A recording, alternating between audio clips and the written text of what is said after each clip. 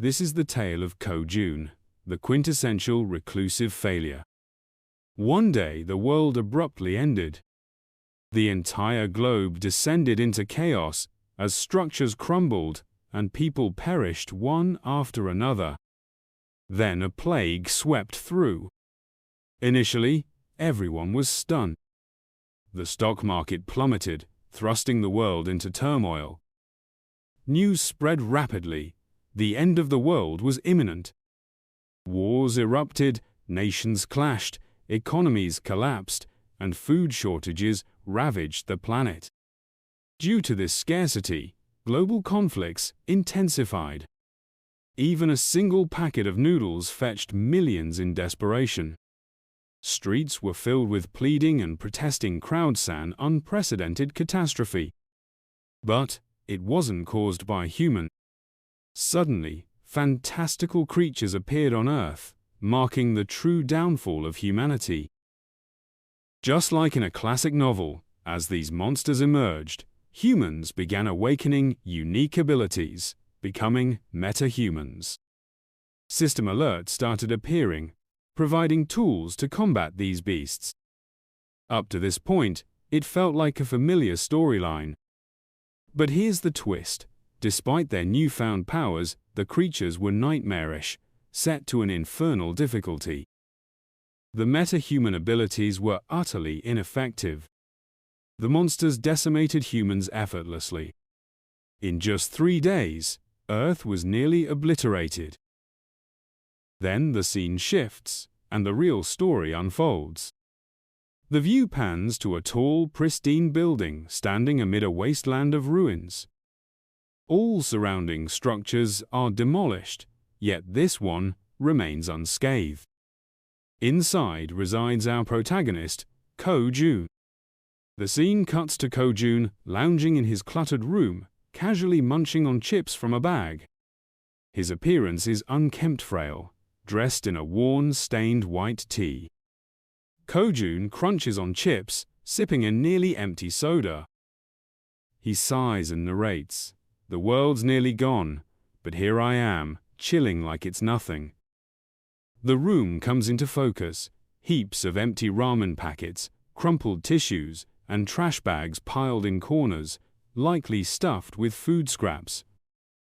The place is a mess. Ko-jun continues, a touch of sorrow in his voice. "In this 100 square meter apartment, I'm all alone. My mom, dad, grandpa, and grandma, they're all out there." He shares his backstory. His father purchased this apartment, borrowing 200 million won from the bank and another 200 million from his life savings. The plan was to live here for 2 years to gain tax benefits from owning property in this upscale building. That's how Ko-jun, despite not being rich, ended up here. But now, with the sudden apocalypse, Ko-jun is stranded in this building alone. Does he care? Not really. Ko-jun is the ultimate recluse, preferring to stay indoors. However, he has one major grievance: no internet. Ko-jun exclaims, "This is torture!" The apocalypse outside is bad enough, but for him, no internet is a greater nightmare. Staring at his phone with a dejected expression, he thinks, "What am I supposed to do now?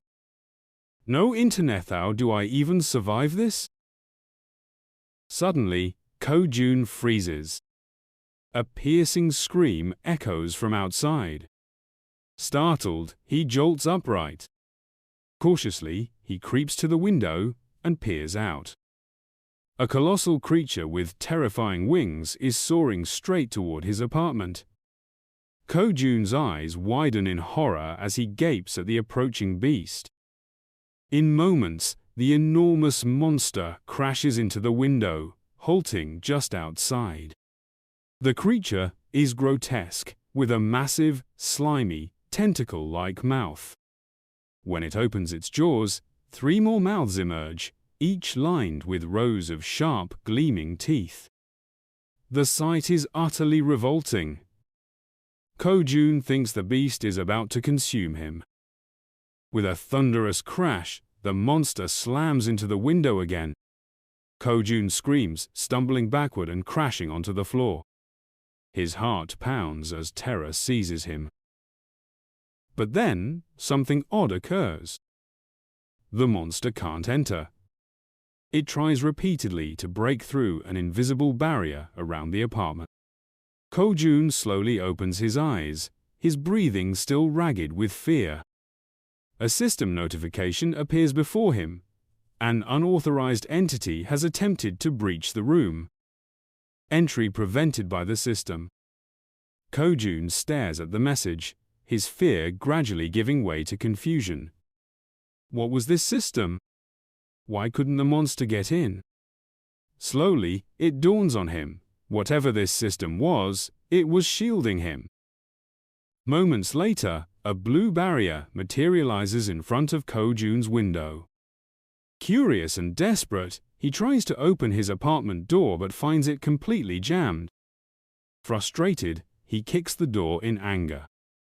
After half an hour of struggling, the door still won't budge. Exhausted, Ko-jun slumps to the floor, then approaches the window and gazes outside, his face etched with frustration. Narrating his predicament, Ko-jun explains that this is the third day of the apocalypse. While his ability has kept him safe, it has also trapped him inside his home. The grim reality of his power begins to sink in.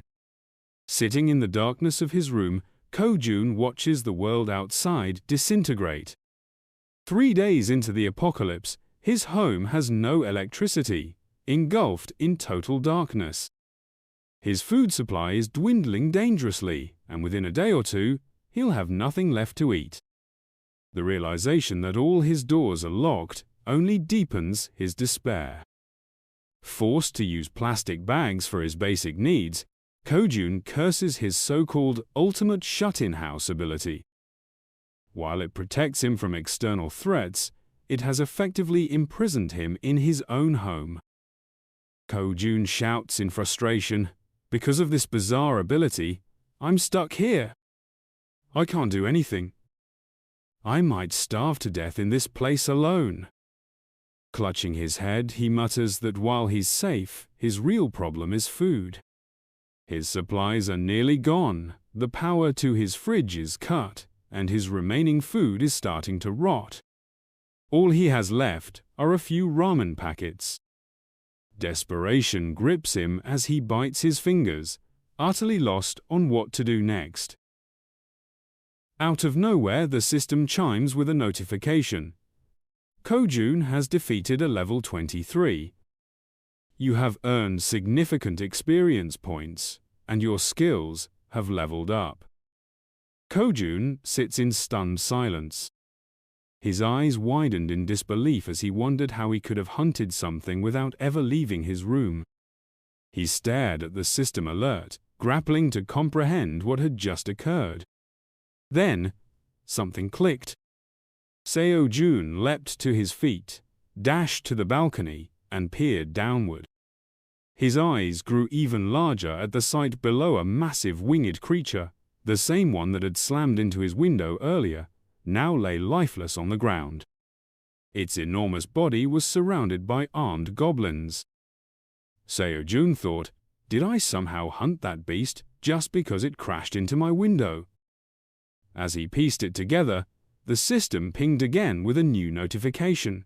You have acquired a new skill. Nearby loot meets the requirements, and the system is processing the rewards.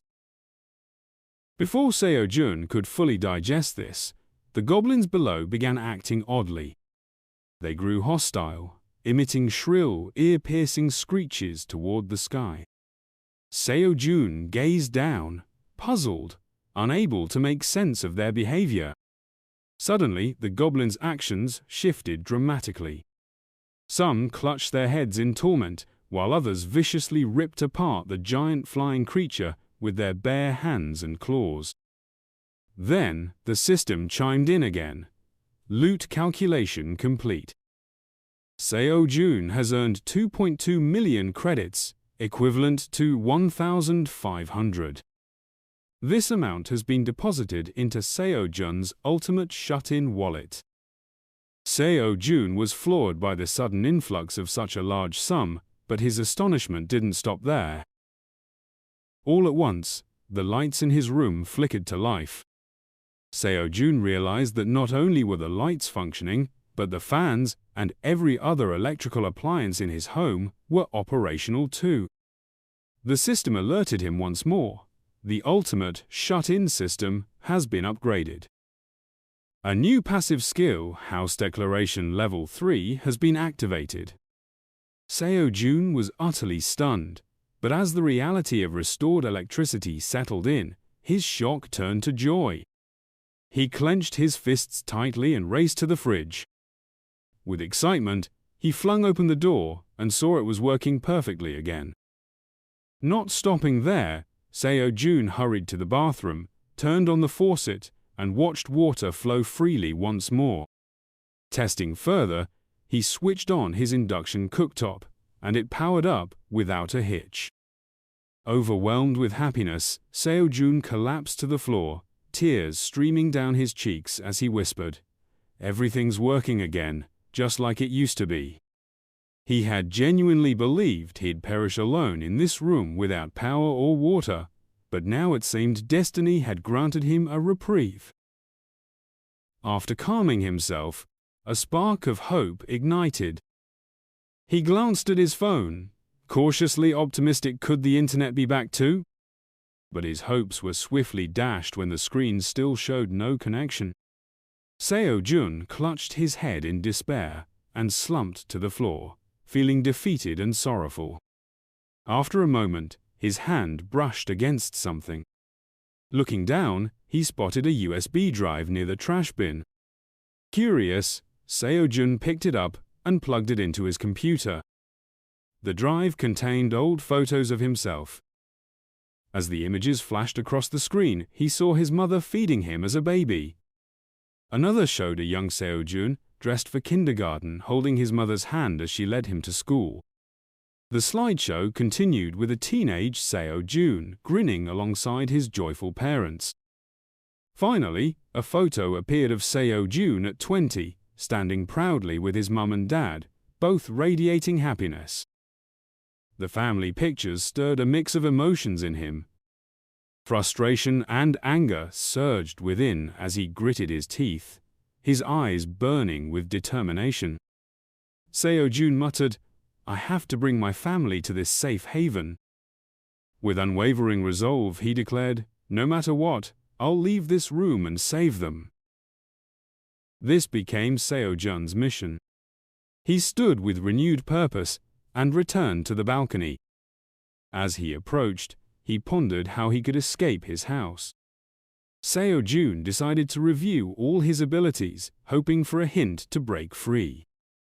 While examining his skills, he noticed something new: the ultimate shut-in store, Level 1. The system explained that through this store, he could purchase any items he listed, available at their original market price.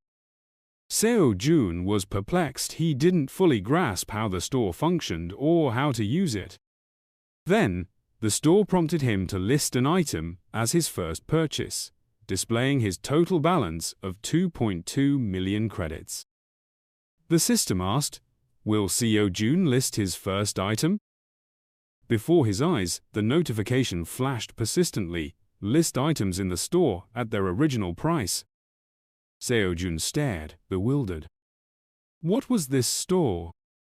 What kinds of items could it even offer?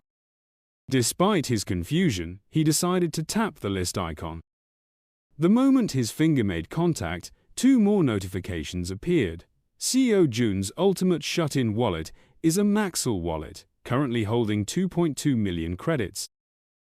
Would you like to list your first item? Staring at the message, Jae-hyun realized the money earned from the flying beast was securely stored in this wallet. Letting out a sigh, he reflected on his situation. Still deep in thought, Jae-hyun walked slowly to his window, opened it, and stepped onto the balcony, thinking, Maybe this is my chance to finally escape this room. But just as hope flickered, the system interrupted with another alert. The ultimate shut-in cannot leave the house. A wave of disappointment crashed over Jae-hyun. He had hoped leveling up might lift the barrier, but those hopes were shattered. His hands tightened into fists as he confronted the harsh truth. Yet, a new resolve began to form within him. Clenching his fists even tighter, Jae-hyun vowed that if he kept defeating monsters and leveling up, he might unlock a skill to leave this room someday. He began to believe that persistent leveling could eventually grant him the power to escape. But another question nagged at him.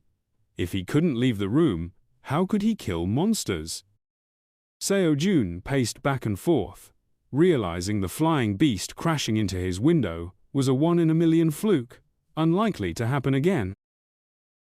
Determined, he decided he had to find a way to defeat monsters while confined to his room. After 5 to 10 minutes of brainstorming, Jae-hyun noticed something peculiar below. The goblins were busy tearing chunks of flesh from the flying beast's corpse. He studied them closely, observing that they didn't seem particularly strong. A thought struck him. Could he possibly kill them from here? Without wasting another moment, Jae-hyun rushed back into his room, grabbed a water bottle, gripped it tightly, and stretched his arm back. With all his might, he hurled the bottle off the balcony. It soared through the air, landing far beyond the barrier. Jae-hyun's eyes gleamed with realization. Jae-hyun couldn't step beyond his room, yet anything he tossed outside passed through the barrier without resistance. This realization thrilled him, sparking the beginnings of a strategy. He would hurl heavy objects at the goblins from the safety of his room, using their mass to crush the creatures and gain experience points. Jae-hyun scoured his home for anything substantial enough to serve as a weapon. After rummaging through every nook, he uncovered a 5 kilograms dumbbell, a neglected relic from an abandoned fitness phase. Cradling the dumbbell, he grinned, savoring its heft. But as he stepped onto his balcony and peered below, his smile faded. The goblins, now hauling chunks of meat from a fallen flying beast, were beginning to disperse from the area near his house. A wave of panic surged through Jae-hyun's chest. If they left, how could he defeat monsters and level up? Without pause, Jae-hyun extended his arms, clutching the dumbbell firmly. With all his strength, he launched it toward the goblins. The dumbbell arced through the air, gliding effortlessly past the barrier. Jae-hyun watched, heart pounding, as it plummeted. To his dismay, it crashed into the flying beast's meat instead of striking a goblin. The loud thud sent the goblins into a frenzy. They screeched, scanning their surroundings, trying to pinpoint the source of the disturbance. Frustration surged within Jae-hyun, his face flushing with anger as he realized his mistake. Now, he had only one dumbbell left, and his prospects for leveling up seemed slimmer than ever. Frozen in place, Jae-hyun gripped the remaining dumbbell tightly, his mind racing. What if I miss again? If this dumbbell fails to hit, I'll be defenseless. His hold tightened, eyes narrowing with resolve. He couldn't afford another error. Standing still for what felt like ages, Jae-hyun's thoughts churned. No matter how thoroughly he searched his home, nothing else was heavy enough to take on the goblins. TVs, computers, even the fridge. Jae-hyun lacked the strength to hurl them. Suddenly, a deafening noise jolted him. The goblins' chaotic shrieks echoed from below. Jae-hyun's heart skipped as he dashed to the balcony and looked down. To his shock, hundreds of goblins had amassed in front of his building. At the center stood their leader, a goblin with hair shaped like a rooster's beak and a menacing set of six-pack abs. In the leader's hand was Jae-hyun's dumbbell. The leader pointed at Jae-hyun with a fierce glare, shouting in an unfamiliar tongue, clearly hurling insults. Behind him, the other goblins joined in, screaming and gesturing wildly. Jae-hyun stepped back, his body tensing. Though he knew the goblins couldn't breach his home, the sight of hundreds gathered outside, all shrieking at him, sent shivers down his spine. Then, in an instant, the goblins charged toward his building, weapons raised, screaming like lunatics. But instead of succumbing to fear, Jae-hyun's expression shifted. A thought struck him. This isn't terrifying, it's an opportunity. The goblins had been leaving earlier, but now they were clustering near his building. The only issue was finding more items to throw, and quickly. As he racked his brain, an idea sparked. Jae-hyun swiftly opened his system notification and activated the ultimate shut-in store. Without hesitation, he tapped the list item icon. The system prompted him to confirm if he wanted to list his first item. Jae-hyun paused, uncertain if this was wise. Slowly, he lifted his last dumbbell, weighing his options. He knew throwing this lone dumbbell might not kill many goblins, and if his aim faltered, he could miss entirely. Yet, a gut feeling told him the store might hold the key to his predicament. Without further delay, Jae-hyun commanded the system to list the dumbbell in the ultimate shut-in store. A holographic glow flashed over his hand, scanning the dumbbell. For a moment, Jae-hyun panicked, fearing the system might take it away. But as the light dissipated, he realized he still held the dumbbell. The system had merely scanned it. A notification informed Jae-hyun that his classic non-slip 3 kg dumbbell was successfully listed in the store. He quickly checked the store menu and saw the dumbbell listed for $16.99, the exact price he'd paid at the market. This discovery was groundbreaking. Anything Jae-hyun listed could be repurchased at its original market value.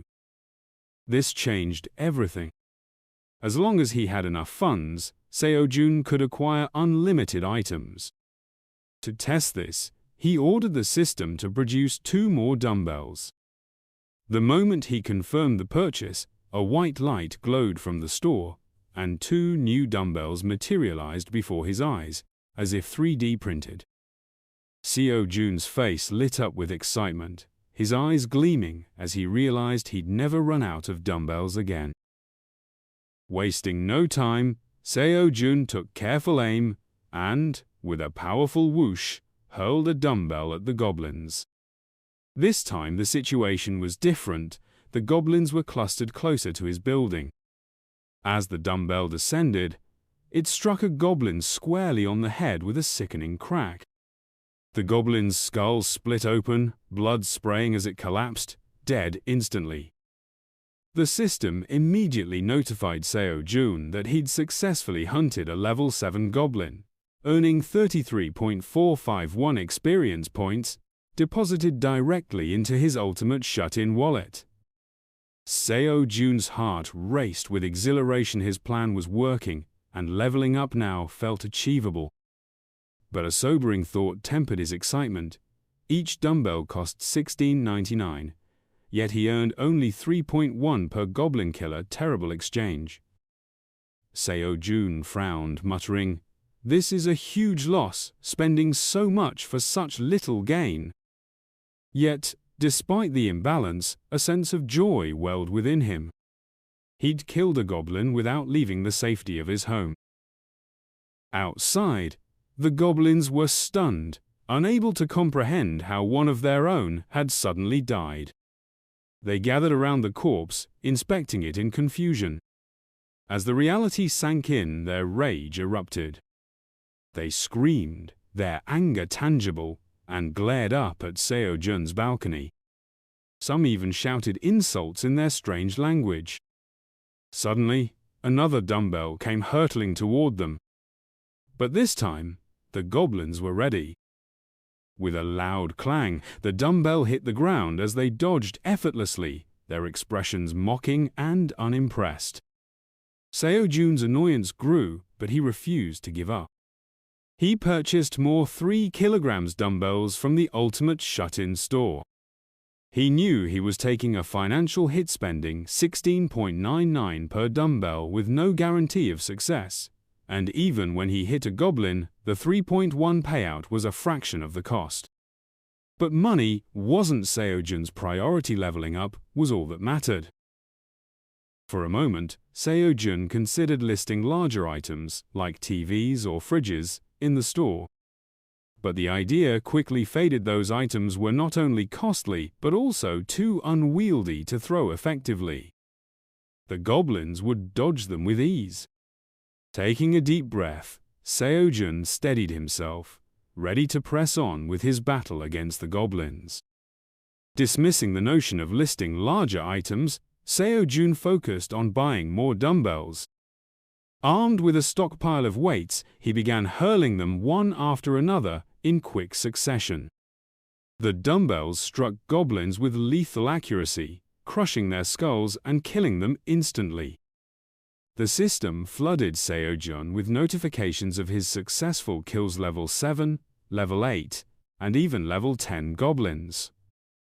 With each kill, he earned rewards: 2.1, 3.001, and 4.01, respectively. But true to his goal, Seo-jun's focus wasn't on the money. After slaying 4 or 5 goblins, Seo-jun received the notification he'd been waiting for. He had leveled up. The system informed him of his new level and granted him a skill upgrade. Seo-jun's heart pounded with excitement. This was exactly what he'd been striving for. The system revealed that Seo-jun had acquired the Ultimate Shut-in Storage System, Level 1, grants access to an alternate dimension where Seo-jun can store and retrieve items instantly. Fascinated, Seo-jun activates his newfound ability. A holographic, house-shaped interface materializes before him. Eager to test it, Seo-jun tries storing his remaining dumbbells in the system. A prompt asks for confirmation, and upon agreeing, a brilliant flash of light engulfs his hands.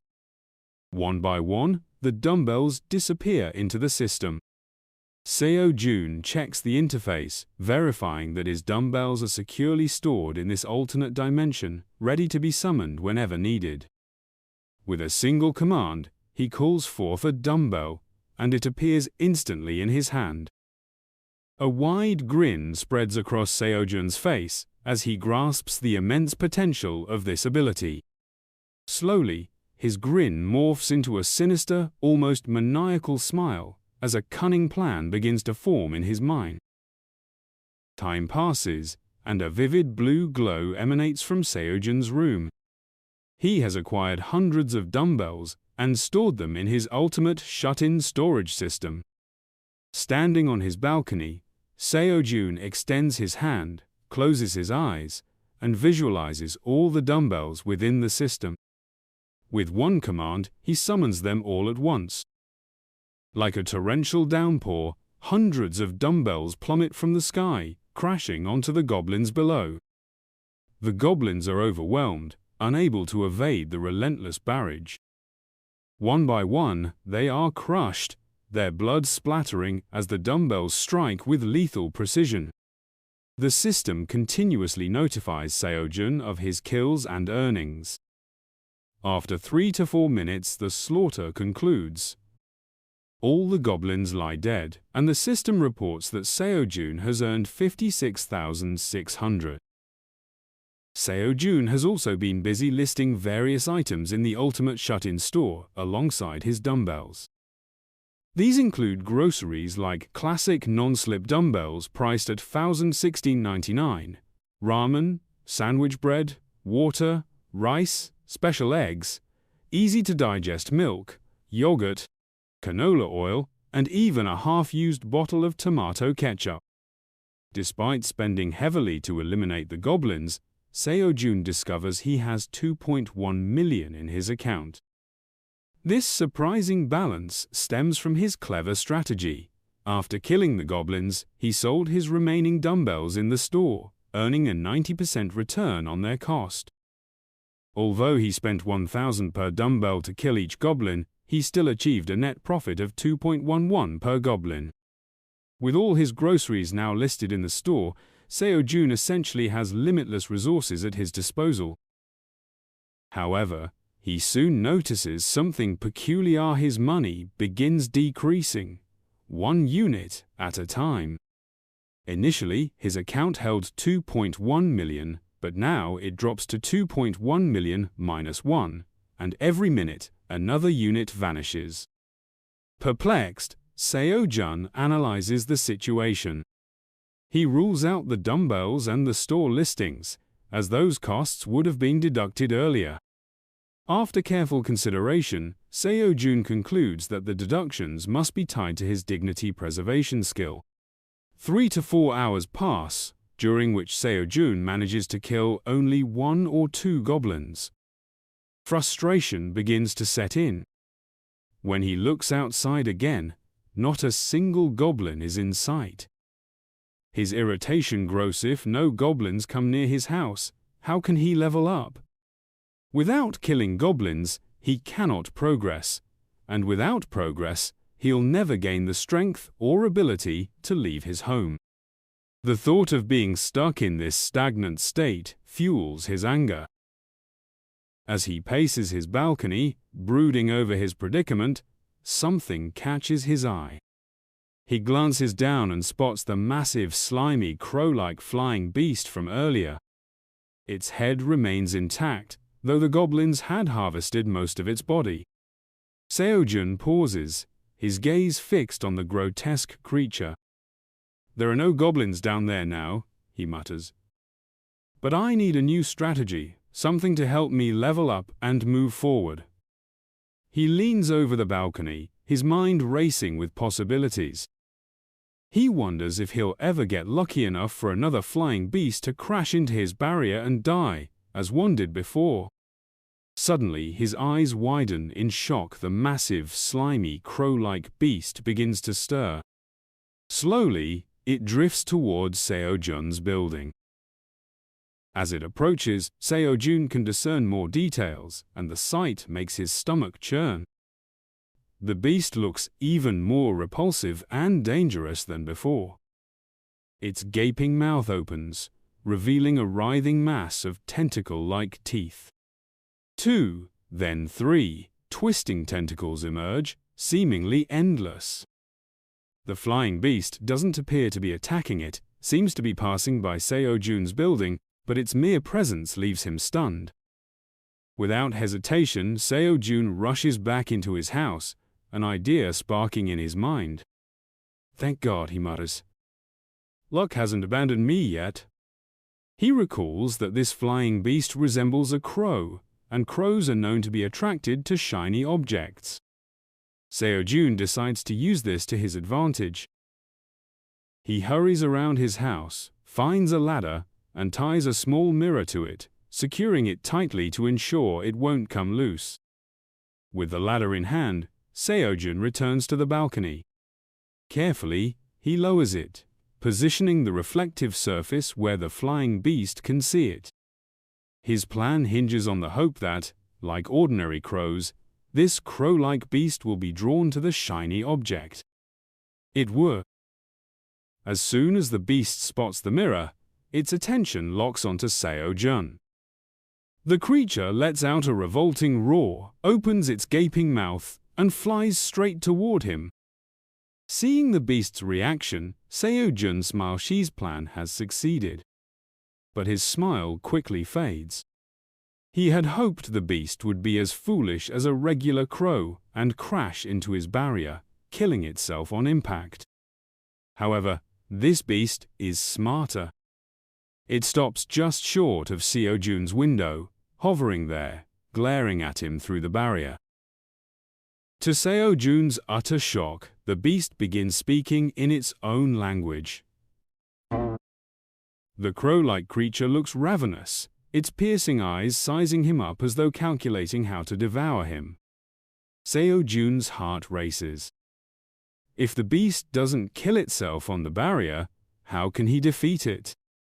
Before he can react, the beast flaps its massive wings, sending a powerful gust of wind surging toward him, creating immense pressure. Seo-jun grits his teeth, summoning all his strength to stand firm against the force. The wind is so intense, he can barely keep his eyes open. As the gusts subside, a thick fog forms around him. For a moment, everything is eerily silent. When the fog clears, Seo-jun's heart sinks. The beast is gone. Cautiously, Seo-jun steps back onto his balcony and peers over the edge, scanning for any sign of the creature. His nerves are on edge, his heart pounding. Then, with a sinking feeling, he realizes the truth. The crow-like beast hasn't left.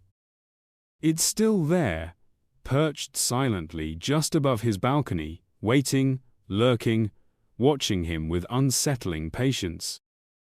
The moment Seo-jun steps out far enough, the crow-like beast plans to strike. It opens its grotesque mouth, saliva dripping as it inches closer to devouring him. A wave of fear washes over Seo-jun. He's certain the barrier will protect him, but the sight of such a repulsive creature up close would terrify anyone. The beast lifts its head and slams it against the barrier, attempting to reach him. The system immediately notifies him. An unauthorized entity is attempting to enter the barrier. But the crow-like beast doesn't give up. It slams into the barrier again and again, each attempt more ferocious than the last. Though still frightened, Seo-jun knows the barrier is strong and will hold. But the thought, what if it breaks, sends chills through him. What if this dangerous beast somehow manages to breach the barrier? Determined not to waste any more time, Seo-jun prepares to act. Seo-jun inaugurates his ultimate shut-in store, recalling how his loot calculation skill functions. It only activates when a monster he kills perishes within the barrier. If a creature's body ends up outside, the skill fails to trigger. Reflecting on past fights, Seo-jun notes that many goblins he defeated fell beyond the barrier, costing him their loot. Even goblins dragged away before fully dying deprived him of rewards. For the skill to work, the crow beast must die inside the barrier and remain there long enough for the loot to register. This leaves no room for error. Seo-jun can't risk merely wounding the crow beast. Hurling a TV, fridge or multiple dumbbells might hurt it, but if it survives and flees, he'll lose the loot entirely. Worse, a retaliating beast could wreak havoc. Seo-jun concludes that tossing household items like TVs, fridges or dumbbells won't do. He needs a precise, well-executed plan to eliminate the crow-type beast in one clean blow. Growing frustrated as the crow beast relentlessly attacks the barrier, Seo-jun knows time is running out. He needs a new strategy quickly. His eyes scan the item list in his ultimate shut-in store, and canola oil catches his interest. With a spark of inspiration, he purchases 20 bottles of canola oil. Upon confirming the purchase, the bottles materialize before him, as if printed by a 3D printer. Each time an item appears, Seo-jun marvels at the process, never tiring of its wonder. Once all the canola oil bottles are generated, he gathers them and hurries to the kitchen. Without delay, he grabs a saucepan, pours in the canola oil, and begins heating it. While it warms, Seo-jun ties a white t-shirt tightly to a stick, dipping it into the heating oil to soak it thoroughly. Once the t-shirt is drenched, he sets it aside carefully and stores the remaining oil bottles back in his ultimate shut-in store. Now prepared, Seo-jun lights the oil-soaked t-shirt with a lighter, turning it into a blazing torch. Gripping it tightly, he races to the balcony. There he sees the crow beast still lurking, its repulsive mouth slightly agape, drooling in anticipation of his emergence.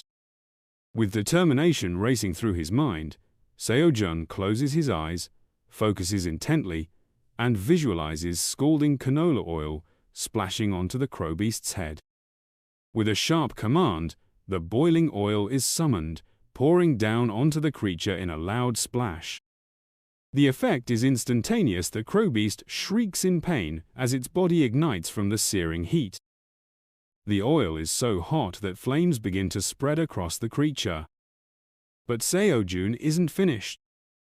With a swift motion, he hurls the flaming torch onto the burning beast. The moment it makes contact with the hot oil, the creature erupts further into flames. Within seconds, the beast is fully engulfed, its body burning rapidly. It lets out a final, ear-splitting roar as its wings catch fire. Struggling to move, it's too late. With a loud crash, the burning beast collapses, still ablaze. From his balcony, Jae-hyun watches the beast burn slowly, the stench overwhelming, twisting his face in disgust. After 5 to 10 minutes, the creature finally dies. The system promptly notifies Jae-hyun he has defeated a level 27 Kalin beast and earned a massive amount of experience points. As a result, Jae-hyun levels up 3 to 4 times, and his skills improve significantly. He also unlocks a new skill. The system completes the loot calculation, informing him that he's earned 9.3 million, deposited directly into his ultimate shut-in wallet. Jae-hyun's face reflects disbelief and awe. He's never seen such wealth. But the system isn't done. It announces that he's met the requirements for a house territory expansion, which begins immediately. The building shakes violently, and Jae-hyun struggles to stay balanced, unsure of what's happening. His vision blurs, and a sharp pain spreads through his chest. His senses heighten dramatically, his vision shifts to black and white, and he suddenly becomes aware of everything around him, even sensing an ant's movement nearby. Information floods Jae-hyun's mind at an overwhelming pace. His vision expands, and he senses something surprising. A family nearby, a father, mother, and 2 children, huddled in a dark room. Confused, Jae-hyun wonders who they are, then realizes they're his neighbors. The scene shifts, and Jae-hyun remains in the same spot, clutching his head. His eyes stay black, his vision revealing everything within a limited distance. Overwhelmed by the flood of information, Jae-hyun's gaze fixes on the family he sensed. The husband, wife, and their 2 children appear tense and worried. The mounting tension within Jae-hyun prompts him to deactivate his skill. As he does, the black fog lifts from his eyes, dispersing in a shockwave. In that moment, he unlocks a new skill, Domain Expansion X-ray Vision. He already possessed the Domain Expansion Ultimate Barrier, but now, with X-ray vision, he can see everything inside his building in detail.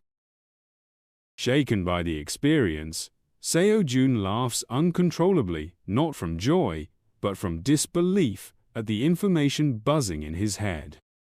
The first details to emerge are about Cho-yun, a 30-year-old man, the husband he sensed.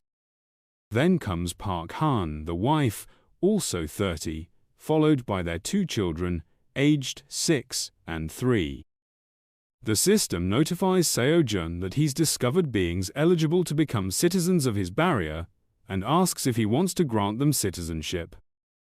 Jae-hyun hesitates, unsure what citizenship entails or the consequences of denying it. The system clarifies, if he doesn't grant citizenship, they'll be forced to leave the barrier. Initially, his barrier only covered his room, but with this expansion, it has tripled in size, now encompassing his neighbors' rooms. Jae-hyun realizes the gravity of his choice. If he denies them citizenship, they'll be expelled and left vulnerable to monsters outside, likely facing death. Without hesitation, Jae-hyun grants citizenship to the four. The system registers their status, and his new citizenship skill activates. With determined eyes, he explores this ability, learning it's called Ultimate All-Seeing Eyes, Level 1. With it, nothing in his barrier escapes his scythe, can focus on any part, and view it like watching TV. Opening the system window, he notices a new icon, Citizenship Management. Clicking it reveals the names of the four family members: the husband, wife, and their two children. The system provides details. The husband is level 9, the wife level 5, and the children levels 2 and 3. Their trust levels are also displayed: 24 for the husband, 18 for the wife, and 32 and 42 for the children. What shocks Jae-hyun most is the population limit. This citizenship skill can support 600 people, yet only 4 are registered. Stunned, he realizes he could take in 600 citizens, but doesn't fully grasp the benefits. Curious, Jae-hyun digs deeper. Clicking the husband's profile opens a window showing Cho-yoon's awakening ability, None, experience distribution rate 0%, and money distribution rate 0%. The system allows Jae-hyun to adjust these rates, assign quests to Cho-yoon, or even expel him from the barrier. Jae-hyun ponders the experience and money distribution rates, forming a theory. These settings likely determine how much of the citizen's monster-killing experience and earnings he can claim. If correct, he could gain XP and money effortlessly by managing his citizens, without leaving his house. They'd do the work, and he'd reap the rewards. A smirking smile spreads across his face as he envisions the possibilities. Noticing a gift quest icon in Cho-yoon's system window, Jae-hyun clicks it, opening a new menu. He realizes he can assign quests to his citizens. At this rate, he doesn't need a system to grow stronger. He is the system, the administrator of his domain. Jae-hyun creates a quest for the husband: kill a goblin within 168 hours. The reward is a small amount of XP, with no penalty. But curiosity strikes. Can he edit the penalty? How far can he push it? With a daring thought, Jae-hyun types death as the penalty for failure. The system accepts Jae-hyun's shock, acknowledging that if he assigns a quest and his husband fails, the husband will perish. Jae-hyun swiftly cancels the quest, struck by the realization that he holds the power to end his citizens' lives at any moment. Sitting on the ground, lost in thought, he ponders the potential of this immense ability and how he might wield it to his benefit. Jae-hyun remains there for a long while, eyes shut, weighing his next steps. Then, he resolves to activate his domain expansion. All-seeing perception eyes to observe a family, eager to understand their actions, needs, and thoughts. Jae-hyun triggers his skill once more, his eyes darkening with intense focus. Through his vision, he peers into the family's room. The scene transitions to the family, where Fatty's wife, visibly anxious, asks him what they can do. Their food and water supplies are dwindling, and without electricity, survival feels impossible. She pleads for answers. Fatty, torn, gazes at his wife. Their situation is dire. Food and water are scarce, and the lack of power makes endurance seem unattainable. His youngest daughter weakly pulls at her mother's sleeve, her dry lips quivering as she murmurs about her thirst. Fatty's eyes shift between his daughters. Alone, he could bear the hardship, but seeing his children hungry and parched is unbearable. His mind races, searching for solutions. He knows he must venture outside to find water. The nearby supermarket is their only hope. But stepping into the chaos beyond could mean never returning. His wife's fearful glance betrays her awareness of the outside world's dangers. A heavy silence fills the room, thick with the family's shared despair and uncertainty.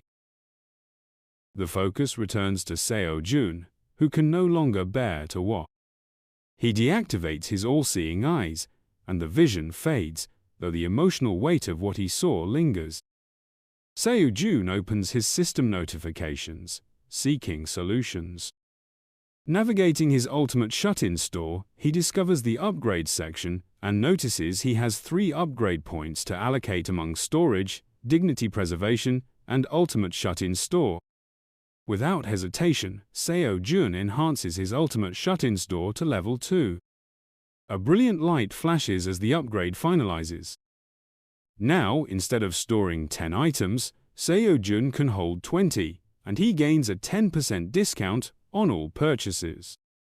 Pausing to strategize, he decides to further upgrade the ultimate shut-in store to level 3 and dignity preservation to level 2. Another burst of light signals the completion of these upgrades. Jae-hyun leans back, pleased with his choices. With the level 3 ultimate shut-in store, he can manage a much larger inventory, and the upgraded dignity preservation skill allows him to provide electricity and other essentials to the family. Jae-hyun recognizes this as a pivotal move. Extending resources will build the family's trust in him, which he can leverage for his future plan.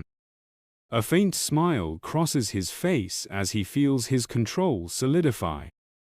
He knows his power is not just vast, it's boundless. But there's more.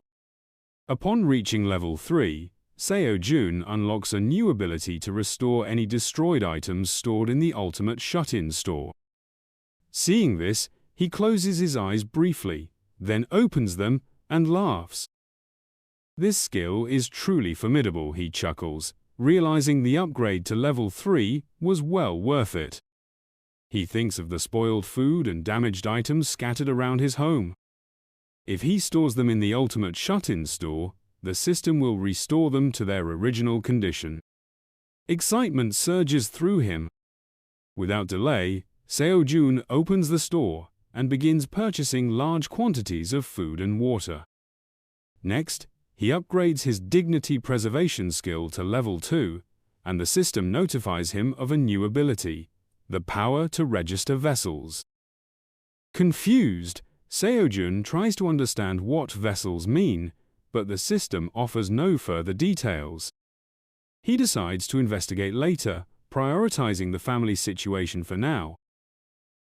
The scene shifts to Fatty, who is packing a bag to venture out for water. His wife and 2 daughters are visibly distressed, their faces etched with fear and sorrow. Fatty kneels beside his daughters, gently placing his hands on their heads. He instructs them to be good and listen to their mother while he's gone. The girls, trying to be brave, urge their father to stay safe and return quickly.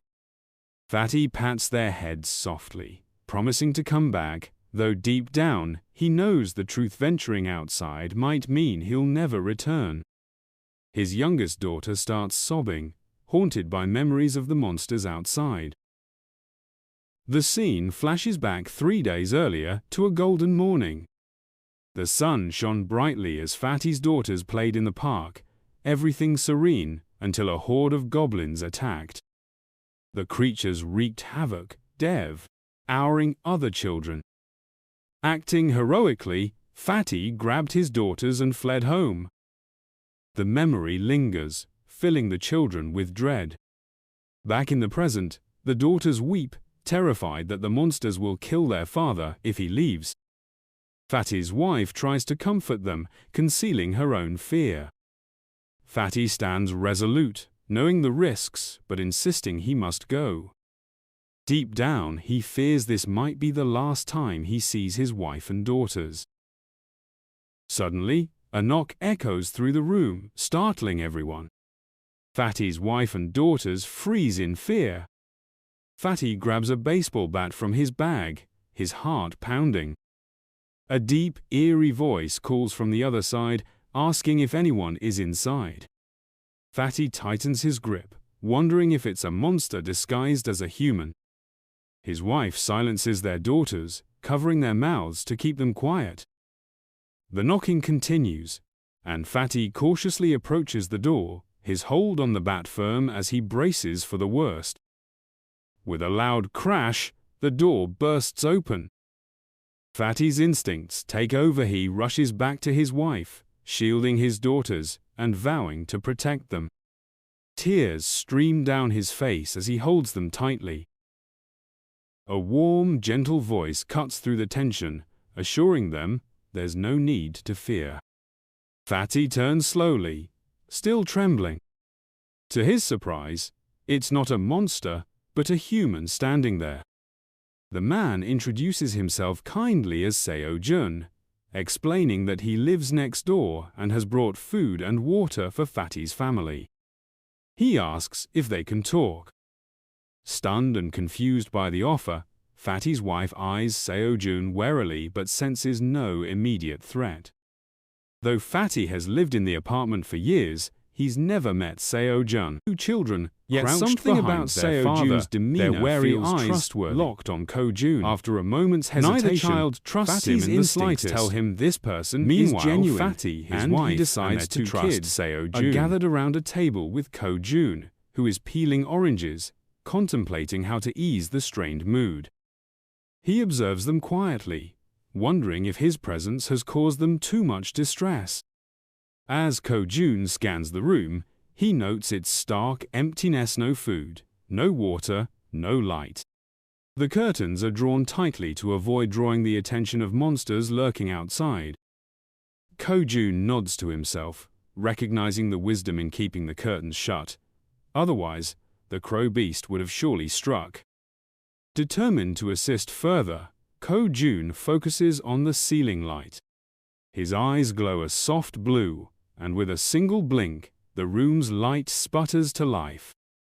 Fatty glances around the newly lit space, his face marked with bewilderment, questioning how the light suddenly turned on. Before he can dwell on it, Ko-jun slides a bottle of water across the table, gesturing for Fatty to pass it to his children first. Fatty complies, handing the bottle to his kids. The moment they receive it, the children seize it eagerly and drink swiftly. They gulp down the water, relishing every sip, finding it unusually sweet and revitalizing. Ko-jun watches them closely, a subtle smile forming on his lips. The youngest child, Jae-hyun, drinks so greedily that she nearly chokes. Noticing this, Ko-jun quickly offers her an orange. Jae-hyun hesitates, still cautious, but eventually reaches out and takes it carefully. As she peels the orange slightly, a sweet, tangy scent wafts through the air, so enticing that her mouth waters. Jae-hyun carries the orange to her mother, quietly asking her to peel it. Her mom gently peels a segment and feeds it to her. The moment Jae-hyun tastes it, her eyes light up with delight. The orange is so sweet and juicy it seems to dissolve in her mouth, her joy unmistakable. The room's tension begins to dissipate. Seeing her sister's enjoyment, Nahan, the older child, starts to salivate and asks her mom for a piece too. Fatty's wife obliges, peeling another segment and giving it to Nahan. As Nahan eats, she finds the orange indescribably delicious. The children's laughter fills the room, shifting the once tense atmosphere into one of warmth and happiness. As Ko-jun watches the family's newfound joy, a system notification appears before his eyes. Fatty's wife and husband's trust in Ko-jun has risen significantly. Jae-hyun's trust level has surpassed 50, reaching 57, qualifying her to become a vessel. Ko-jun is stunned by this notification. Though he doesn't fully grasp what a vessel entails, he's certain he doesn't want to make a 3-year-old his vessel. Pondering further, Ko-jun considers Fatty's trust level. If Fatty's trust exceeds 50, perhaps Ko-jun could make him a vessel. However, he quickly recalls a limitation. At his current level, he can only have 10 vessels at a time, so he must choose wisely. Ko-jun leans back, his mind racing. His newfound ability opens up countless possibilities, but with power comes responsibility, and he knows he must tread carefully. He strategizes how to boost Fatty's trust to 50 or higher, as it currently stands at just 31. Lost in thought, Ko-jun is interrupted when Fatty clears his throat and calls out to him. Fatty expresses heartfelt gratitude, explaining that Ko-jun can't imagine how relieved and joyful he feels after receiving even a small amount of food and water for his family. Fatty asks how he could possibly repay Ko-jun's generosity. Ko-jun responds calmly, suggesting they step outside to talk further. The scene shifts, and now Fatty and Ko-jun stand in the corridor. Ko-jun begins by asking Fatty if he received a system notification, specifically about citizenship. Fatty confirms that not only he but his entire family received it about 30 minutes ago. Ko-jun probes further, asking if Fatty noticed anything unusual when the notification appeared. Fatty explains that for a brief moment, none of them could move. They were frozen in place, which terrified them. Eventually, they regained their mobility. Hearing this, Ko-jun realizes something critical. If he hadn't granted citizenship to Fatty and his family in time, they would have been teleported out of the building. This realization sharpens Ko-jun's focus. With a steady, confident tone, Ko-jun tells Fatty that if he helps him, Ko-jun will provide food, water, shelter, electricity, and, most crucially, protection. He assures Fatty that no monster will come near them, guaranteeing their safety. Fatty is stunned by this bold promise and questions how such a thing could be possible. Ko-jun doesn't elaborate, instead firmly stating that if Fatty wants food, water, and safety, he must trust Ko-jun without hesitation. Ko-jun also reassures him that he'll never ask Fatty to do anything life-threatening. Fatty closes his eyes briefly, trusting his instincts. Despite everything, he senses Ko-jun is not a bad person. Still, Fatty raises a fair point. Nothing in this world comes free, so what does Ko-jun want in return? Ko-jun calmly replies that he seeks nothing material, just a small favor from Fatty. Relieved, Fatty had feared Ko-jun might demand something dangerous. His trust in Ko-jun grows significantly, and with a warm tone, Fatty even calls Ko-jun his brother. Ko-jun offers a slight smile, acknowledging Fatty's words. Shifting the conversation, Ko-jun points to the golf club Fatty was holding earlier and asks about its price. Fatty looks puzzled, wondering why Ko-jun would care about the cost of a golf club. Ko-jun pauses, startled when Fatty mentions the club's high value. Realizing it would be too costly to list in his store, Ko-jun changes the subject, saying they can discuss the golf club later. Ko-jun then asks Fatty if he remembers when the apocalypse began. Fatty recalls it was a weekend when he took his kids out to play. A horde of goblins suddenly attacked, and he describes how terrifying it was, confirming that the apocalypse started that day. Ko-jun pieces together the timeline, remembering that he was holed up in his room like a true recluse that day. He deduces that those who stayed indoors might have been spared from the initial wave of chaos. Reflecting on the goblins, Ko-jun notes that individually they're not too dangerous, but in large groups they pose a serious threat. He concludes that his citizenship ability will be vital for survival in this apocalypse. Finally, Ko-jun gives Fatty a clear, decisive order: find survivors and bring them to this building. The scene shifts again, and we see Ko-jun reclining comfortably on his sofa, his eyes fixed on the system notification. He observes Fatty's trust level slowly but steadily climbing, now at 40. Ko-jun is eager for it to reach 50 soon. Meanwhile, he's deep in thought, wondering when he'll level up and leave his barrier to reunite with his family.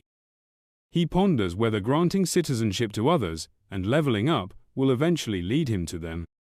Suddenly, a loud noise jolts him. A zombie's groan, unmistakable, but accompanied by another unfamiliar sound.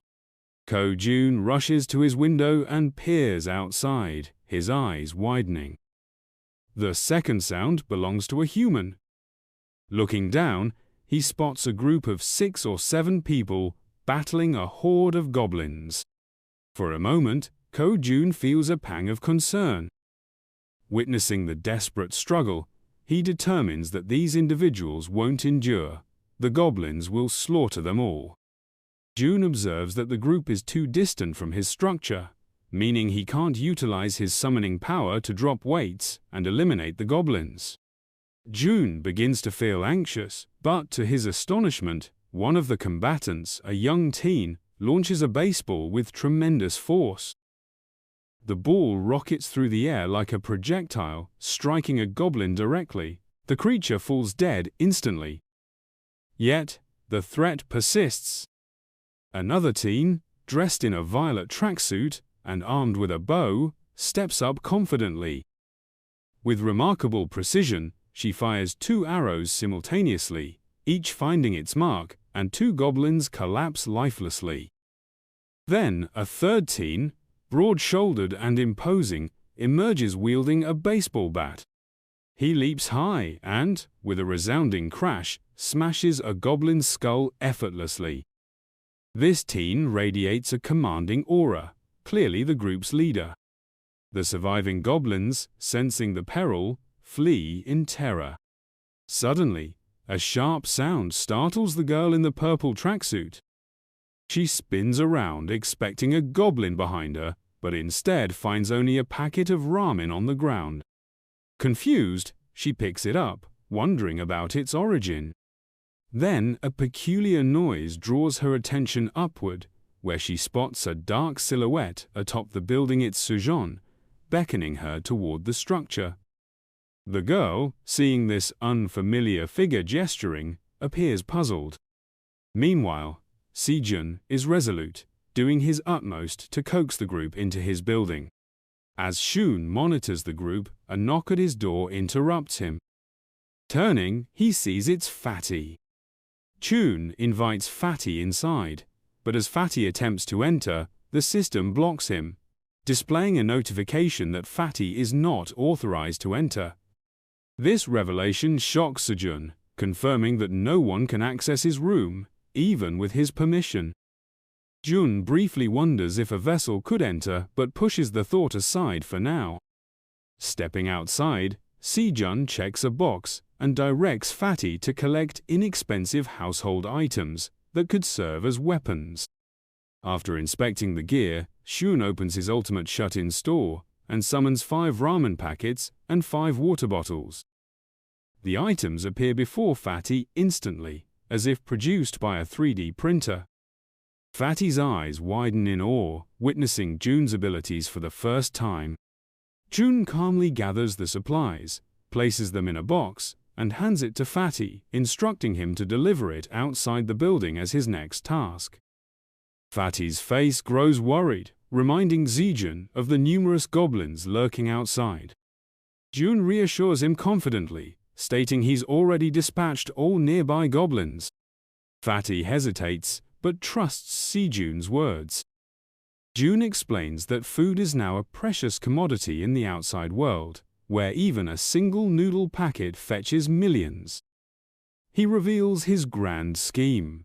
By providing food to the awakened hunters outside, they'll view him as their leader and follow him unquestioningly. Jun smirks inwardly, knowing he's employing Lil's enslavement tactics. Supplying food and water will bind recipients to him. Fatty, fully trusting Jae-hyun, agrees to deliver the box. June creates a new quest for Fatty. Place the food and water outside the building. As a reward, Fatty will earn a small amount of experience points. Unbeknownst to Fatty, Shun fabricates all quests and rewards in the system notifications. Fatty, excited by the prospect of gaining XP for an easy task, heads downstairs with the box. Though nervous, he trusts June completely, clutching a golf club tightly as his weapon. Stepping outside, fear grips Fatty instantly. His only thought is to drop the box and retreat. As he bends to place it, he hears footsteps approaching. Panic overwhelms him, his body shakes. Glancing sideways, he sees a dark figure to his left, imagining a ferocious goblin ready to attack. Heart racing, Fatty tries to flee but slips, the box of supplies crashing down, spilling its contents. Paralyzed with fear, his face flushes, and his breathing becomes erratic. The footsteps grow closer, and tears fill his eyes as he pleads for mercy, begging the imagined goblins to spare him. Mustering courage, Fatty opens his eyes and is stunned to find no goblins, just a group of teens and students staring at him in surprise. But why does the baseball bat-wielding guy resemble Toy? The scene shifts, and the system alerts Sejun that an unauthorized individual is attempting entry. June realizes the 6 or 7 people he saw earlier are now trying to access his building. Closing his eyes, he activates his ultimate all-seeing pervy eyes, observing the teens at the building's entrance. The girl in the purple tracksuit turns to her companions, noting this is the same apartment from which a strange boy tossed ramen. A boy with a baseball bat remarks that casually discarding ramen suggests an abundance of food. For simplicity, Jae-hyun nicknames this boy Toy. Deactivating his vision, Jae-hyun attempts to designate them as citizens, but the system interrupts, stating that beings meeting citizenship criteria are approaching and that Jae-hyun must propose citizenship. Confused by propose, June realizes the teens can reject the offer, which could disrupt his plans to grow his citizen population. Feeling frustrated, he knows he must devise a strategy to ensure their acceptance. Simultaneously, Fatty contacts Jae-hyun via the building's CCTV system. Hearing Fatty's voice sparks a brilliant idea. June tells Fatty to wait and updates his quest, assigning him to feed the teens, provide warm clothing, and offer hot water baths, essentially VIP treatment. Fatty accepts immediately, approaching the teens outside the barrier and informing them that accepting Jae-hyun's proposal grants free food and water. Enticed by the offer, the teens quickly agree. June sends the proposal, and upon their acceptance, the barrier lifts, allowing them into the apartment. The system notifies Jae-hyun that his citizen count has risen by 10%, boosting XP and money earned by his citizens by 10%. This buff means citizens gain 10% more experience and gold per monster killed. June closely examines the teens' profiles, noting the highest level teen, Hondong, is the one who threw the baseball and killed a goblin earlier. Curious, Ko-jun accesses Hong's status interface to review his details. Hong's awakening power, known as baseball throw, is a D-rank ability with lethal potential. This skill boosts Hong's strength dramatically, allowing him to hurl objects with tenfold force. Ko-jun recognizes the danger of this ability at high velocities. A baseball thrown by Hong could strike like a cannonball. Ko-jun concludes that all these teens are metahumans and sets their XP distribution to 70%, meaning they retain 70% of the experience points earned, while he gains 30%. Content with this setup, Ko-jun locks in the settings and begins planning. He realizes that recruiting more citizens will create an auto-hunting team, enabling him to grow stronger and richer passively as they hunt and earn XP. This feels like a real-life auto-hunting game to Ko-jun. His next move is to foster trust with these new citizens, and surprisingly, he notices their trust in him rising without much effort. Puzzled by this shift, he decides to monitor it closely. The scene transitions to Fatty, who has brought the teens into his apartment. Fatty's wife, seeing the unfamiliar group, is understandably bewildered. She pauses but listens, as Fatty apologizes for the inconvenience, explaining their need for food and warmth. He asks if she can prepare hot meals for the teens. Though concerned, she agrees to assist, quietly starting to cook, trusting Fatty's judgment for now. Through his ultimate all-seeing eyes, Ko-jun observes the situation unfolding smoothly, pleased that trust is forming. He feels confident this is the start of something significant. Later, Hongdong asks Fatty about Ko-jun's character. Fatty admits he knows little about him, surprising the group.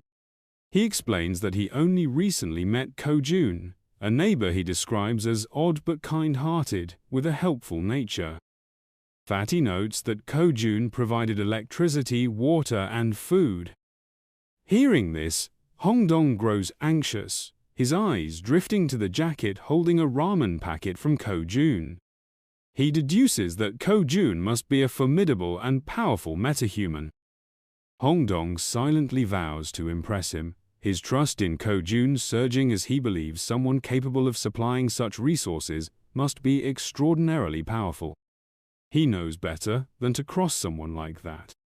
Meanwhile, Fatty offers the two girls in Hongdong's group a chance to shower while the food is prepared. Their eyes light up at the mention of a shower. It's been 3 days since they last bathed, and they're desperate to clean up.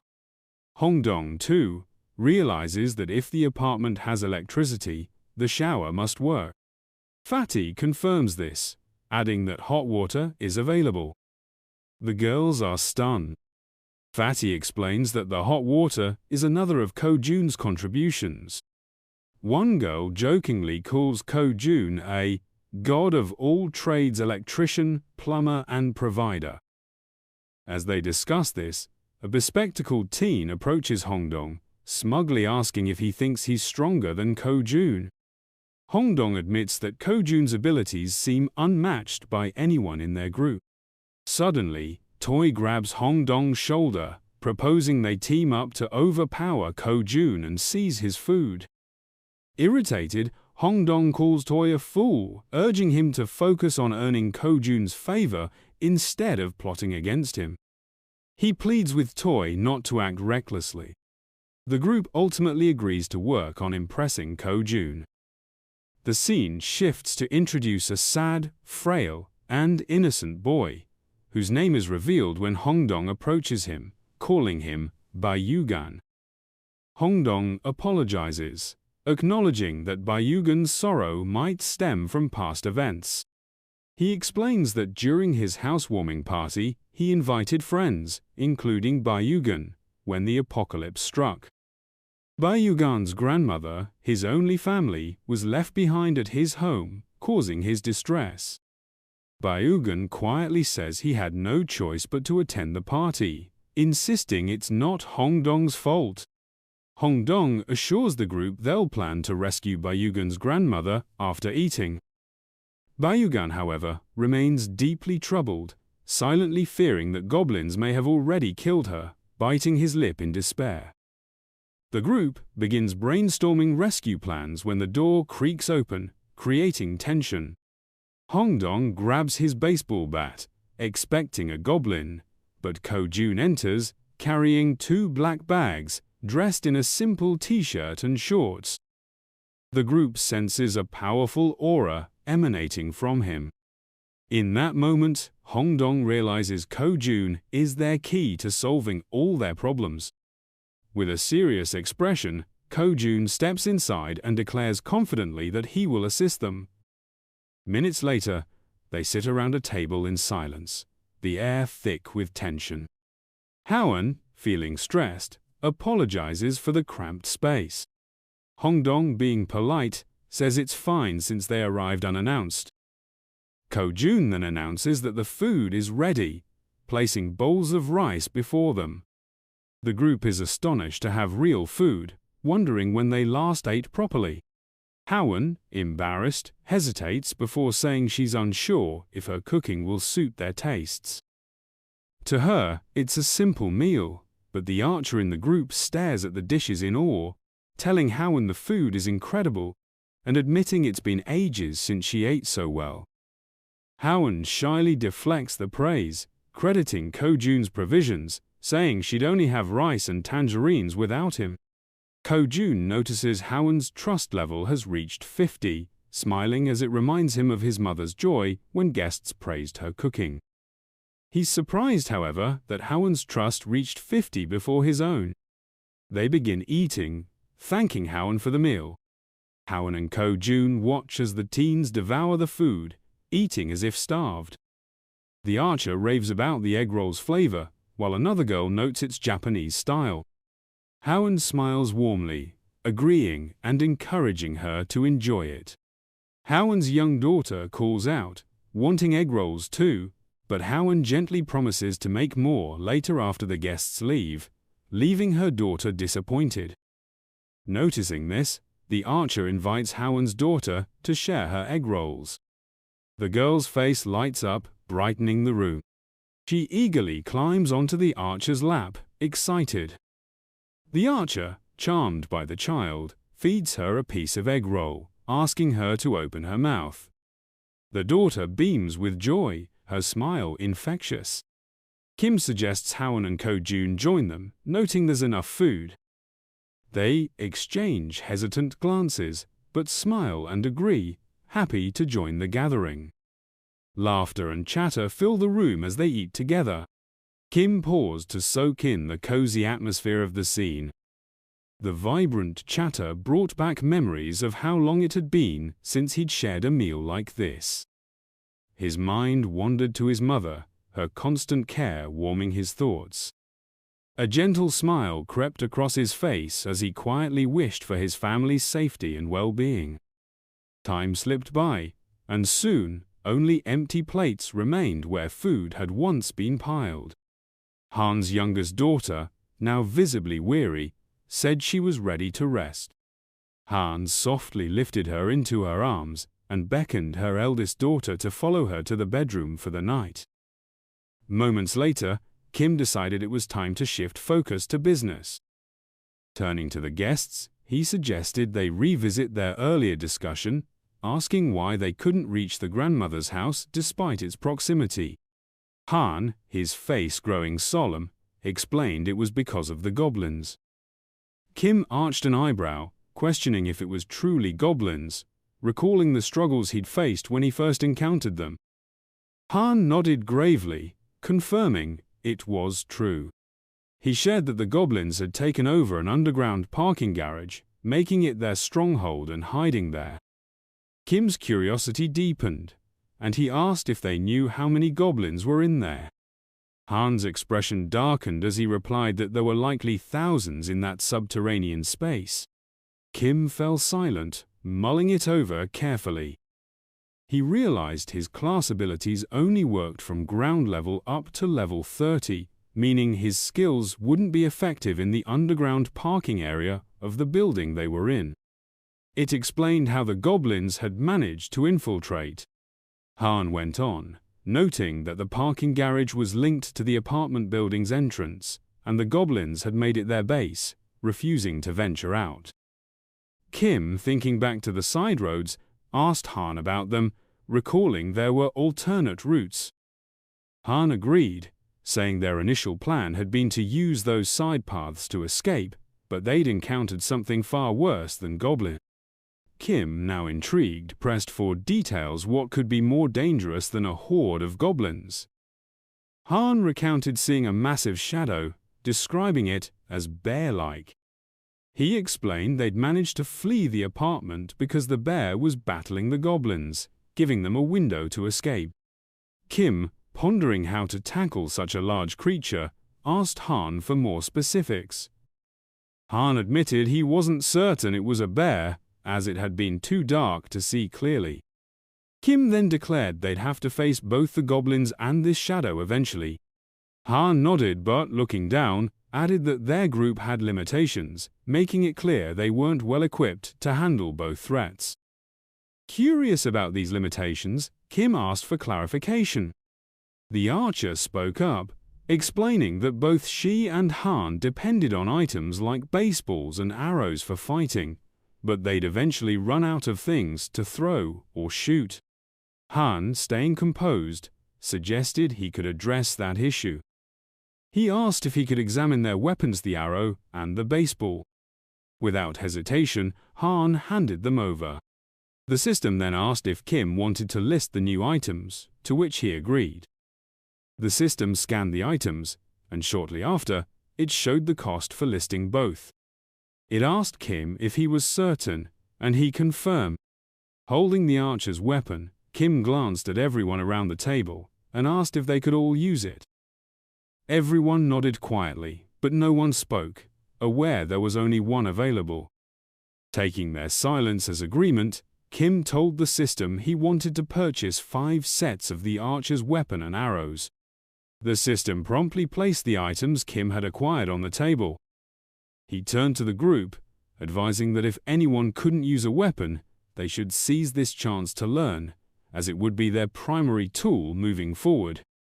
As the items materialized, the system notified Kim that several of Han's group members had shown increased trust.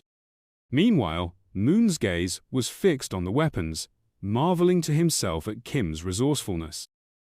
He realized that teaming up with Kim might actually give them a shot at saving his grandmother. The system confirmed that Moon's trust in Kim had surged significantly. Unpoke spoke up, noting that with Kim's help, their hunting efficiency would improve dramatically. Another girl added that Kim's support meant they wouldn't need to risk themselves to gather arrows anymore, making their tasks safer and more streamlined. Just then, Kim grabbed everyone's attention, stating that before they could proceed, they needed to thin out the goblin numbers in the area. Han agreed, asking when they'd start hunting. Kim firmly replied that they'd begin tomorrow. Han questioned the rush, but Kim explained that speed was critical. Though Han nodded, he still seemed skeptical. Kim, resolute, declared they were definitely saving Moon's grandmother tomorrow. Moon's face brightened with hope at the thought of reuniting with his grandmother. However, Han remained doubtful, asking how they'd manage with all the obstacles. Kim grinned confidently and revealed they'd use a bait strategy to lure out the goblins. After Ko-jun spoke, everyone at the table turned to him, eager for more details about his plan. Han and the archer girl stayed thoughtful, wondering if the strategy could really succeed. The boy with glasses voiced concern, saying the plan would only work if everything went perfectly. As they debated, the system notified Ko-jun that the mission previously assigned to Fatty had been completed, along with a reward of 30,000. Surprised, Ko-jun hadn't realized missions came with payments. To be sure, he reread the notification, and it was confirmed. He quickly understood that with money, he could assign missions to his citizens, allowing them to level up, meaning the more funds he had, the more power he could amass. Closing his eyes, he reflected that while this seemed like a solid long-term approach, he hoped not to lean on it too heavily for now. The system also informed Ko-jun that Jun's trust had risen to 50 points, unlocking a new status, loyalty. Since loyalty exceeded 30 points, meeting the minimum threshold, Fatty transitioned from a mere resident to a vassal. The system showcased Jun's updated statistics and attributes. He had advanced to level 9 with a trust score of 51 and loyalty at 62. Yet, he possessed no awakened abilities, and his shared XP and gold stood at 0%. After thoroughly reviewing the data, Ko-jun opted to designate Fatty as his initial vassal. Consequently, a blue glow began radiating from Jun, who felt abrupt shifts within his body and started perspiring. The system announced that the registration of the first vassal was complete, unlocking a new ability for Ko-jun named Summon Vassal. This skill permitted Ko-jun to call his vassal to his residence, though it carried a 2-hour cooldown after each use. The system refreshed Jun's stats, indicating he had climbed to level 20 and earned the title First Servant. Moreover, he awakened his first skill, Guerrilla Strength, a passive trait granting him extraordinary physical power. The system elaborated that, due to the First Servant title, all experience points and gold fatty gained from hunting would be shared with Jun. Additionally, the system disclosed that Ko-jun could employ the Ultimate Eyes skill to summon his vassal within a 5-meter radius of his home. Ko-jun spotted a plus sign next to his vassal's level and pondered its purpose. Upon selecting it, he learned it was a feature to boost the vassal's level at a staggering cost of 1 million. Shocked by the steep price, Ko-jun remarked that it was excessively costly for a single vassal ability. Observing his reaction, the woman at the table inquired about the issue. Ko-jun dismissed it as nothing and shifted his focus back to Jun, asking how he felt. The attention turned to Jun, who declared that his strength was surging, his veins visibly throbbing. He asked if this change was Ko-jun's doing, to which Ko-jun nodded in affirmation. Jun, examining his hands, commented that it felt as if his body had rejuvenated by a decade. Ko-jun grinned with pride and proposed that Fatty join the rescue mission team, handing him a bow. Fatty appeared puzzled by the gesture. Ko-jun clarified that the mission was assigned because vassals earned double the rewards of ordinary citizens.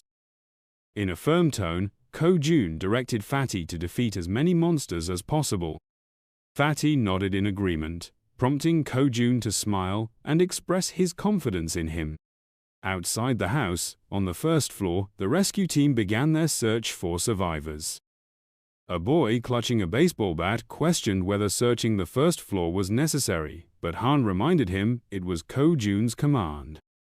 The rescue team set out on their initial mission to locate all survivors in the building and guide them to the 30th floor. A key objective was to draw out a large number of goblins for elimination, while saving as many survivors as possible. The boy with the bat acknowledged the strategy, and the group moved forward. Han, shouting to keep the team vigilant, stressed that goblins could emerge at any moment or from any direction. As they continued their search, they had yet to find survivors or goblins. While leading the team, Han noticed something unusual.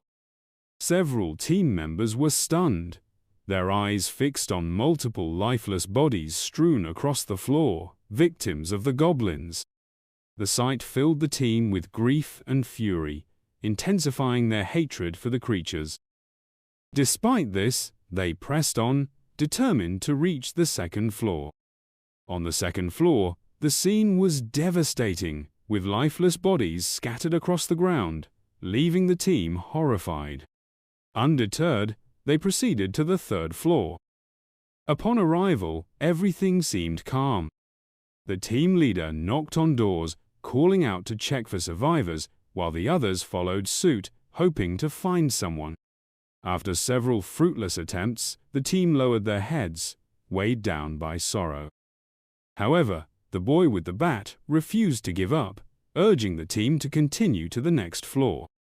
On the fourth floor, they resumed knocking on doors, announcing themselves as the rescue team. Suddenly, a door creaked open, revealing a man with a weary expression.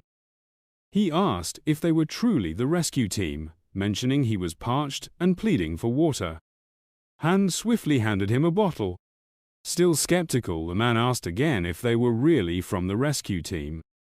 Han reassured him, confirming their mission to guide all building residents to a safe location. The man seemed surprised but closed the door briefly before reopening it to reveal two others inside his apartment. Introducing himself as Hong Yong-soo, he stated he would rely on the team. Han introduced himself, expressing hope for good collaboration, and presented the girls on the team, instructing them to escort Hong Yong-soo and his group to the 30th floor before returning to continue the mission. Hong Yong-soo hesitated, questioning the safety of the 30th floor and expressing reluctance to leave. However, he admitted he had been hoping for rescue and speculated there might be a helicopter waiting. One of the girls clarified there was no helicopter but assured them of hot food and the opportunity to bathe. Hearing this, Hong Yong-soo's daughter grew excited, marveling at the prospect of a bath amid the apocalypse. The girl chuckled, confirming it would be a warm bath. The daughter eagerly urged her father to stop hesitating and join them.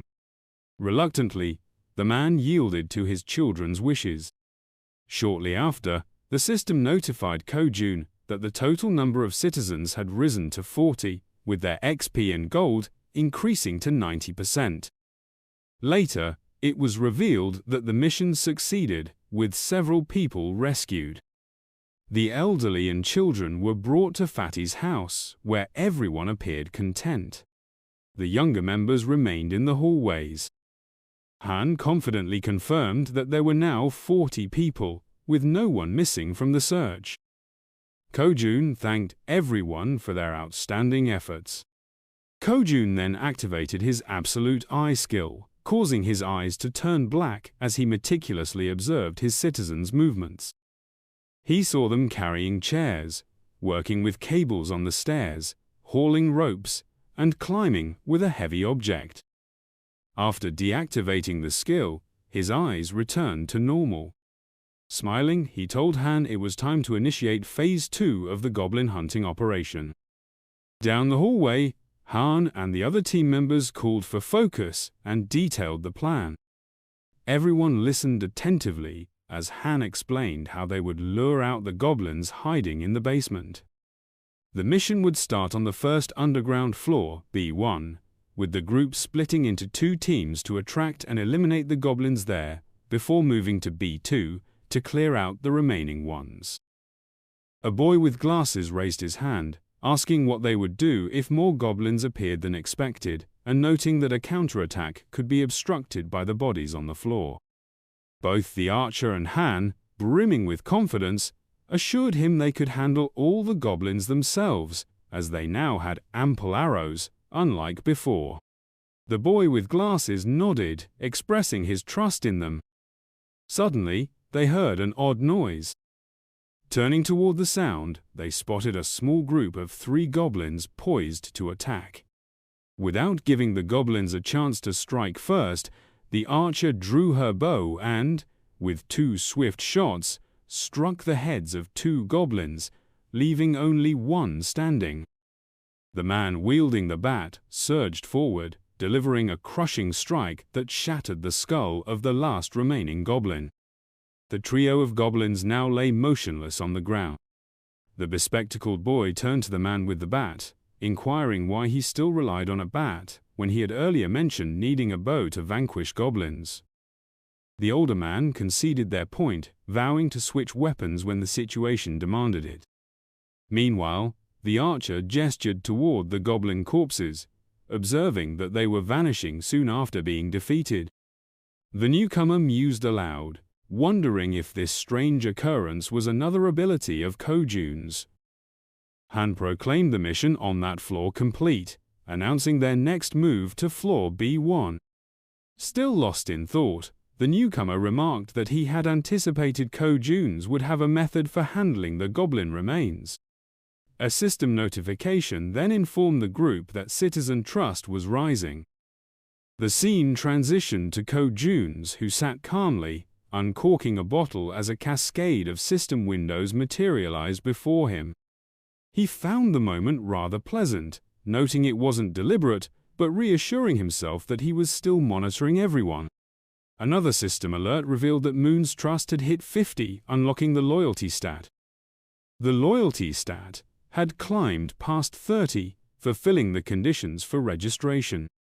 Ko-jun's was taken aback by how swiftly these stats had accumulated, though he acknowledged that the quicker this occurred, the more advantageous it would be in the long term. Seated on the floor, gazing thoughtfully at the system window, Ko-jun's examined Moon's stats. 55 in trust, and an impressive 88 in loyalty, alongside other attributes. Surprised by the 88 loyalty, he remained composed, viewing it as a favorable outcome. With a wry smile, he tapped a button on the system window, declaring that the retention registration process was complete. Back in the basement on B1, the group was locked in fierce combat against the goblins. Abruptly, the newcomer began to emit a blue glow reminiscent of what Fatty had done earlier. Clutching his blade, Moon, the newcomer, stood stunned as lightning enveloped him. The other group members were equally astonished, questioning what was happening. Even the goblins appeared bewildered, blinded by the intense radiance emanating from Moon. As Moon's red eyes gleamed in the darkness, it became evident that the goblins couldn't endure the brilliant light he emitted, leaving them temporarily incapacitated. Han shouted that he didn't understand what was occurring, but urged the group to seize the opportunity. Some members swiftly retreated to gain distance, while others remained to take down the goblins with their bows from afar. Both archers demonstrated lethal precision, targeting only the goblins' heads. The archer, visibly enraged, executed a rapid maneuver that felled several more goblins. Witnessing this, the remaining goblins grew furious and charged forward in a frenzy. Despite the number of goblins already slain, their numbers seemed only to grow. While fleeing, the group remarked on the relentless aggression of their foes, noting they hadn't expected such ferocity. The archer yelled, directing everyone to fall back to the emergency stairwell, while the man with the bat speculated that all the goblins from the B2 floor had likely converged on their position. Reaching the emergency stairs, the group ascended in a frenzy, not daring to glance back. To slow the goblins' advance, Han braced the door shut. One goblin managed to slip its hand through the gap, mockingly asking if Han was holding the door alone. The boy with glasses and the man with the bat joined Han, pushing against the door to keep it closed. However, the goblins were gradually forcing it open. As the group struggled, they admitted it was becoming increasingly challenging to hold the door due to the sheer number of goblins. Suddenly, a voice from behind offered reassurance. It was Fatty, channeling the gorilla strength ability Ko-jun's had granted him earlier. Using this power, Fatty single-handedly held the door, halting the goblins' advance. Han asked if he'd be all right, and Fatty urged them to hurry up the stairs. Despite his superhuman strength, Fatty was sweating and straining, gripping the door with all his might. With intense focus, he declared it was his duty to hold the line. Finally, Han called out, confirming everyone was safe and urging Fatty to join them on the stairs. Without hesitation, Fatty turned from the door and began racing upward. But midway up, he stumbled on a step and crashed to the ground. As the goblins closed in, nearly within reach, Fatty shouted for his friends to abandon him and continue evacuating. Han hesitated, torn over what to do. Suddenly, the boy with the bat rushed down the stairs without pause, delivering a powerful swing that crushed the goblin, threatening Fatty. He called out, urging Fatty to hurry, and extended a hand to help. Still on the ground, Fatty crawled toward his rescuer, but a goblin seized his leg. Before he could react, Fatty vanished without a trace, leaving his savior stunned and speechless, unable to process what had just occurred. The goblins, however, pressed forward in an unrelenting swarm. One leaped toward the boy with the bat, but he swung his weapon, striking it down mid-air. Meanwhile, the other group members provided cover with their bows, shouting for Daku, the boy with the bat, to move faster.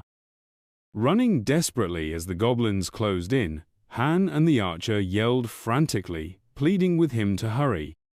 Clutching his bat, and without looking back, Daku pushed forward, racing up the stairs.